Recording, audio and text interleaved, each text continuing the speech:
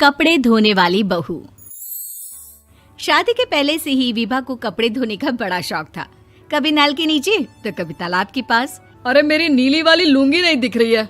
विभा की अम्मा, कहाँ रखी है लुंगी? अरे वो तो विभा ने परसों ही धोकर रखी थी आपकी अलमारी में, देखो वहीं होगी। वो ना मैंने आज धो दी, मुझे लगा कि गंदी हो गई होगी। अरे कैसे गंदी हो गई थी? उसे तो मैंने पहना भी नहीं। हे भगवान, इस लड़की के कपड़े धोने की आदत से परेशान हो गया हूँ मैं। जितना तो घर में राशन नहीं आता, उससे कहीं ज्यादा डिटर्जेंट पाउडर का खर्चा है। इसकी शादी करवा दो, शादी जाए अपने घर में ही करे काम, फिर चाहे घर के कपड़े धोने हो या पूरे गांव के।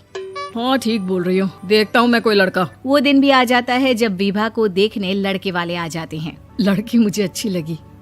होने वाली सास कहती है, बेटी अगर कुछ पूछना है तो पूछ लो। वैसे तो हमारी लड़की बहुत ही शर्मीली है, जो बोल दो वो मान लेती है, इसे क्या पूछना होगा। अरे कैसी बात कर रही हो माँ, मुझे इन लोगों के घर रहना है, सवाल तो कई है। हाँ हाँ बेटा, पूछ लो ना, क्या पूछना है। आप लोगों के घर कपड़े कौन धोता है? सास का मुंह बन जाता है।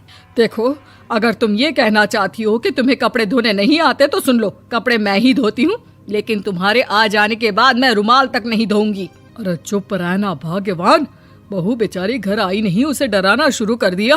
वो क्या है ना बिटिया, अभी तक तो ये कल्लू की माँ ही धोती थी, लेकिन अब तुम्हारे पापा तो दहेज में वॉशिंग मशीन देंगे ही।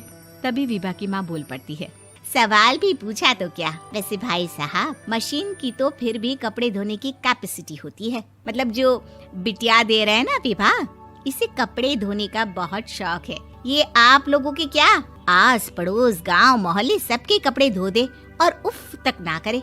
बाहर देखा नहीं आपने कितने कपड़े सूख रहे हैं? सब हमारी बिटिया ने ही तो धोए हैं। बस भी करो ना माँ, शर्म आ रही इतनी तारीफ सुनकर। और तो और एक दाग निकाल कर दिखाओ तो मान जाओ। हाँ अच्छा, माफ करना बेटा, मैंने गलत समझा। हमें तो रिश्ता बहुत पसंद है। और ऐसे जुड़ जाता है रिश्ता कपड़े धोने का शौक रखने वाली विभा का। उसकी शादी हो जाती है कोयला फैक्ट्री में काम करने वाले कल्लू के साथ। शादी के बाद अचानक विभा चिल्लाती हुई सास के पास आती है। सासू माँ, अरे सासू माँ कहाँ है आप? ये तो धोखा है, धोखा दिया आप लोगों ने मुझे।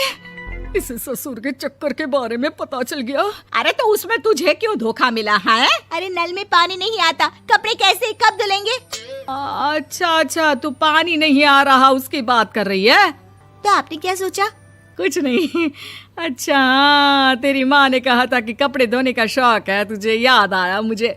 शौक बोलकर कपड़े धोने वाले मेरे जुनून को कम ना आके सासू माँ, कपड़ा धोना मेरा गुरूर है।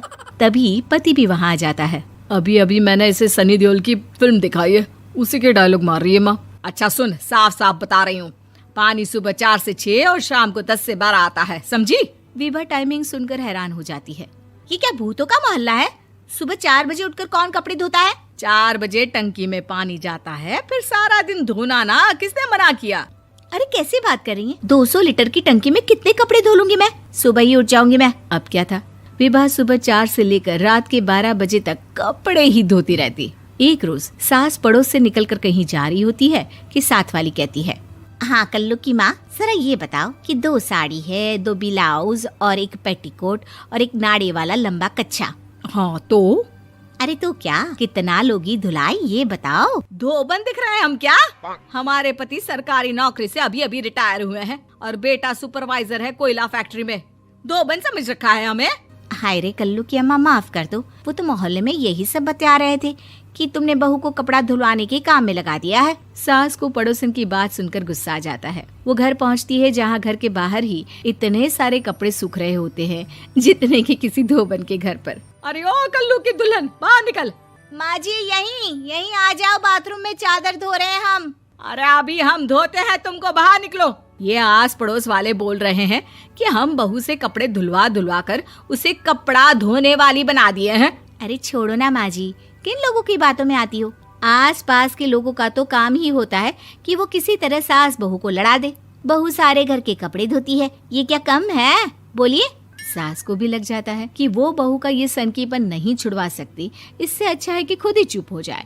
एक रोज सास और बहू मंदिर जाते हैं, जहाँ सास की साड़ी वहाँ खड़ी भीख मांगने वाली से मिलती है। माँ जी क्या बात है, आपकी साड़ी उस भिखारन से कितनी मिल रही है ना? हाँ हाँ देखो तो, दोनों की साड़ी मिल रही है। क्या बात है कल्लू की अम्मा, तुम खुद को तो अफसर की बीवी बताती हो और ऐसी सिंपल सी प्लेन साड़ी पहनकर घूमती हो। सिंपल और प्लेन नहीं है ये साड़ी। तो क्या सोने के धागे से फूल बने हैं? कुछ भी सासू माँ, कुछ भी। हाँ बने थे इस साड़ी में सोने के धागे से फूल। मेरे पति लेकर आए थे मद्रास से स्पेशली मेरे लिए 10,000 की। ताहे भाई साहब इस भिखारन के लिए भी सेम टू सेम साड़ी लेकर आए होंगे 10,000 की। सास उस वक्त तो कुछ नहीं कहती, लेकिन बहू के साथ घर आती है और अलमारी से एल्बम निकाल कर लाती है। ये साड़ी देख रही है, ये वही साड़ी है जिसे मैंने अभी पहना था। इस साड़ी में ये जो चमकदार फूल दिख रहे हैं ना, ये सोने के धागों से काढ़े गए हैं। लेकिन तू लोकल वॉशिंग मशीन ब्रश से घिस घिस कर सारे फूलों को निकाल कर साड़ी प्लेन कर दी। मुझे माफ कर दीजिए सासू माँ। और तो और, जब मैंने तुझे तेरी गलती के लिए कुछ नहीं कहा, लेकिन तूने तो सबके सामने मेरा मजाक ही बना दिया। क्यों? बहू को समझ में आ जाता है कि अब से उसका कपड़े धोना बंद।